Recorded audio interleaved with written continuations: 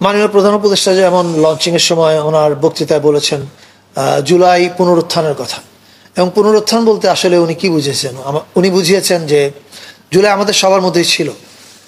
জুলাই মাস এসে আমাদেরকে স্মরণ করিয়ে দিচ্ছে যে জুলাইকে আবার জাগিয়ে তুলতে হবে।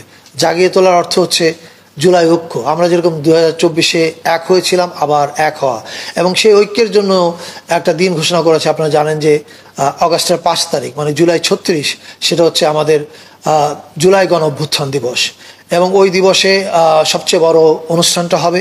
এছাড়া আরেকটা বিশেষ দিবস ঘোষণা করা হয়েছে, আপনারা জানেন 16ই জুলাই, জুলাই শহীদ দিবস, যেদিন থেকে শহীদ হওয়া শুরু হলো আবু সাইদ, ওয়াসিম, শান্ত, ওমর ফারুক এবং এরা প্রত্যেকেই। এই 2 দিনের বাইরেও জুলাইয়ের 14 থেকে আমাদের মেজর ইভেন্ট কিক অফ করছে। জুলাই 14 হচ্ছে জুলাই উমেন্স ডে। এটা শুরু হচ্ছে ঢাকা ইউনিভার্সিটিতে, কিন্তু আমরা public university, private university, school, college, মাদ্রাসা সব জায়গাতে আমরা অনুষ্ঠানের আয়োজন করছি আমাদের উদ্যোগে।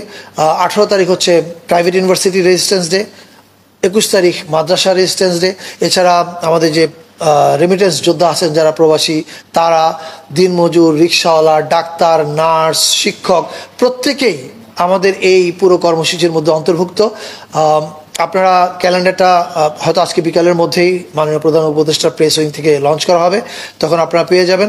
আপনার কিউআর কোডটা স্ক্যান করলেই পুরো মাসের প্রোগ্রামের তালিকা দেখতে পাবেন।